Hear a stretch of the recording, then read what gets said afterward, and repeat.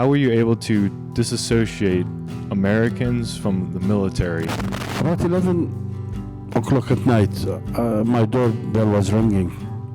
And there was this young soldier, American soldier. He knocked the door. He said, "I'm sorry to come you this late, but I have just been relieved of my duty. Do you have internet?" I said, "Yes, I do. What can I do for you?" He said, "Can you send an email to my mom? Just tell her I'm okay, I'm safe." He said, "Tell him I saw my killer."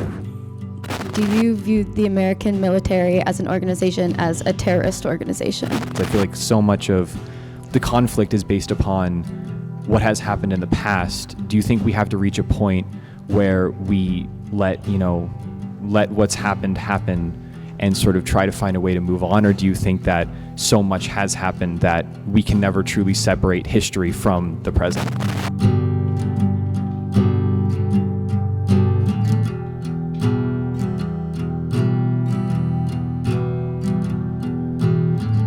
How were you able to disassociate Americans from the military instead of just accusing like everyone that it's your fault no matter what? I don't care if you're not in the military. I'm just angry that I lost everything. How were you able to do that? This is a really good question also, yeah. From my experiences for 8 years with civilians, I knew what a regular everyday guy on the street.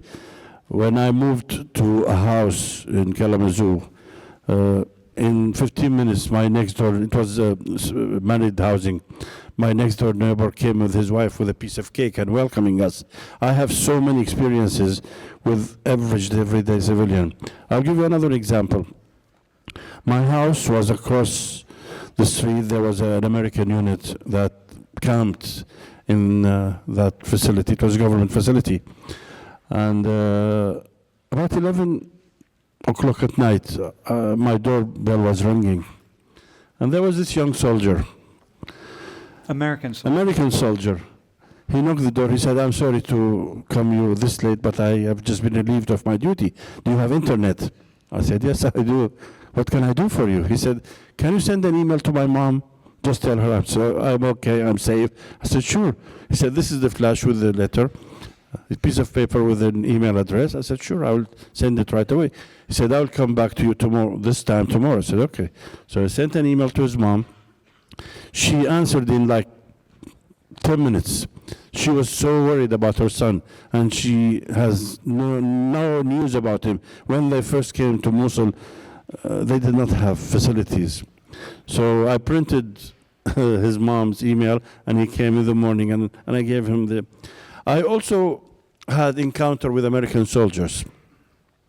At the beginning, the few, I would say, months of the U.S. invasion, the behavior of the American soldiers was different from what had happened 2 or 3 years later when they started being shot at, when IEDs were being blown at their Humvees. So even in a soldier fatigue, that boy was so polite that I really felt sorry for him, and I just wanted to help him. So that boy, even though being a soldier, he's one of you. You could be a soldier in 5 years and face God forgiving harm way, but I know you. Deep inside, I always know the Americans are generous people. Not all of you. There must be some people who are bad, for sure, because I seen in the army what soldiers did. I mean, they hurt people. There will be a car driving in the street, and they will just go over it with a tank. They used to urinate in a bottle and throw the urine bottle at cars and people walking. That is not good behavior. So people, when have these things happen to them, or you have a person being arrested lawfully, then you will start being angry. So there's a good, there's a bad in every society. But you knew Americans, and you knew that this was really unique behavior. Yeah, because the general people that I knew were good. Yeah. So you said Americans are kind, but Iraqis are kind. Iraqis are kind too, yeah. I mean, you've been to Iraq. You've seen Iraq. Listen, I Yeah. was treated with such kindness in Iraq. Even knowing, I'm an American, right? But with such kindness. And Iraqis were so welcoming and so happy I was there. And I think of we won't say his name, but you tell the story of your friend who... Yeah. Who? Sam has just arrived, and he was at the hotel. I was there with Lori. And my friends were coming to visit from Mosul, and to meet us. Yeah. I wanted to introduce him to Sam, and one of them was an army officer. And for being in the army and being in contact with the army and seeing what the American army has done to Iraq, he was angry at the Americans. So we sat at the lobby of the hotel, and from the facial, you can tell he was angry at Sam. Sam, I he think picked he was it up. angry at Lori, Yeah, actually. But Sam picked it up immediately, and even my friends, by looking at him, they said, "Just be careful." I mean, it's obvious on your face that you can't stand this guy. I mean, he's our guest. Just be polite. So we left, and Sam took me, said, "I want you to ask him, what did he see in me the first time he laid eyes on me?" So we went out, and I said, "Listen, Sam has this question for you." He said, "Can I say something without him being offended?" I said, "Sure." He wanted the truth. He said, "Tell him I saw my killer," because he's an American. So I gave the answer to Sam. He said, "Can we meet?" So the next day or the day after, we met at the mall, and I translated, and he had a talk with him for about an hour. At the end of the hour, he went and he brought them ice cream, and they became friends. yeah. So and he apologized. and he apologized. Yeah. Yeah. First of all, thank you for being here to speak with us. I can imagine that it's not easy to talk about all the horrible things that you've been through. With Sam's question about terrorism and talking about terrorism, I was wondering, after what happened, do you view, and I know you said that you had a good experience with the individual soldier, but do you view the American military as an organization as a terrorist organization? It's a military establishment. Usually, a terrorist is a group, but for a military, a huge military, but there is state terrorism. And really what happened to Iraq was kind of state terrorism, because we were innocent. After 9/11, we had nothing to do with Qaeda. We never harbored terrorists in our country, but we paid the price for 9/11. So, yeah, there are state terrorism. What is a memory that you think of from before the accident that always makes you smile? It's a nice question. Every Friday, my parents will come to either my house, and the next Friday they will go to my brother's house.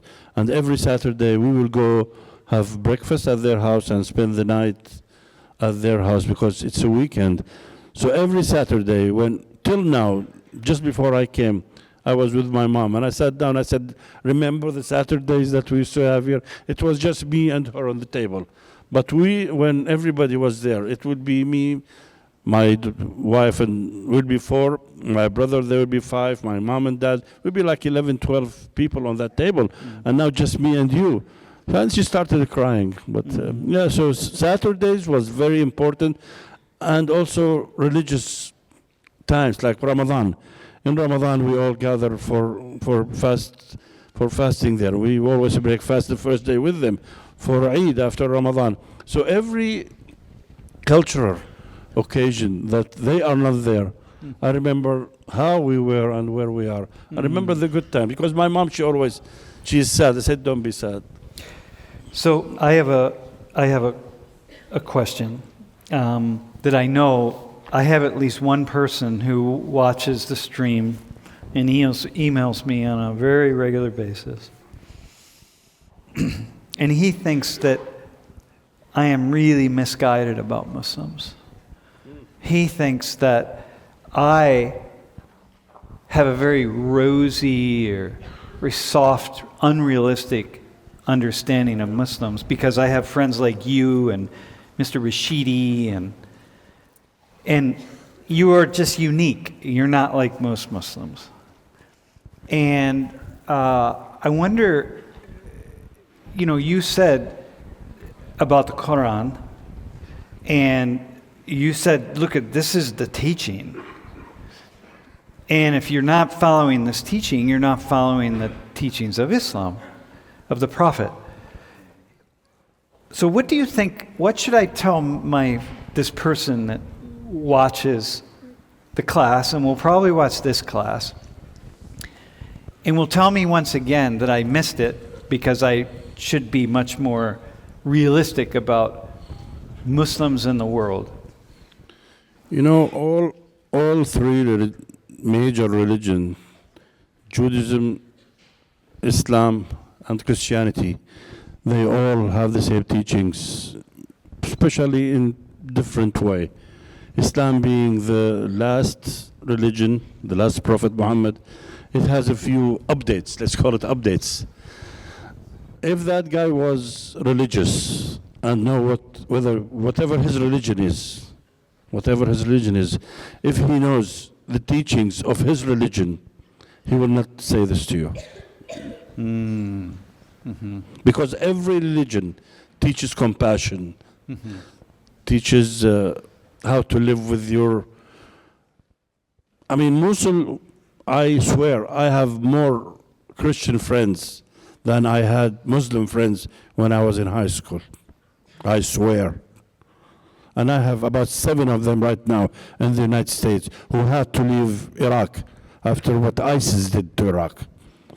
I swear I have more Christian friends. And if I open my Facebook right now, you see how many Christians I have. We lived in harmony. We never, even Jewish people, they were in Iraq till the 50s when the Israelis came to Palestine and they wanted every Jewish person to go to Israel. I am not saying Muslims were not hurting the Jewish or picking on them. I have stories, which is wrong. But deep inside, everybody misses his Christian friend because he had so much good time with him. During the invasion of ISIS in Mosul, all Christians left Mosul. They left their homes, they left their shops, they left their cars, and their neighbors took their cars and handed it away. They went into their homes. I moved the jewelry, the gold, the money, whatever valuable, they brought it into their homes. I know a friend of mine, he had a really big shop. He imported clothes from Syria. His neighbors, they went into his shop and they took everything that he had in his shop because ISIS will confiscate it. And later on they started selling it and sending the money to him. He is now in Canada. So if you know the teaching of your religion, you will have answers. So we've talked a lot about forgiveness, and we've talked a lot about not letting past hurt, past trauma, past tragedy, continue to influence our future actions. So for you, we look at a lot of the conflict in the Middle East, and a lot of it is built upon past, like your people did this to my people, your people hurt my people, your people waged war on my people. Do you think that we have to reach a point where we have to basically we have to either not forget but forgive those actions to find peace in the Middle East? Because I feel like so much of the conflict is based upon what has happened in the past. Do you think we have to reach a point where we let what's happened happen and sort of try to find a way to move on? Or do you think that so much has happened that we can never truly separate history from the present? If every politician thinks the way you think, there wouldn't have any conflict. yeah, everything would be great. Whenever you have a strong group of people who have ideas of expansion, and then you have weak people in front of you, it's a human nature. It's a human nature. You want to take what they have and add it to what you have. That's what's happening in the Middle East. This situation between the Arabs and the Israelis, the Jewish and the Muslims, whatever you want, in any angle you want to look at it, unless people will sit down and will say, for the sake of peace, for the sake of my people, because, I mean, I sympathize with any civilian who loses in an armed conflict. It's a shame that anybody loses a son or a daughter in an armed conflict, that you have no saying about it. You cannot have any action that would alter the direction of that idea. For me, as an Arab, Iraqi, Muslim, whatever you want to call me, if they sit down and say, listen, you are here, I am here, I would not go away, you would never go away. For how long will we keep killing each other? For how long will you keep bombing my settlements?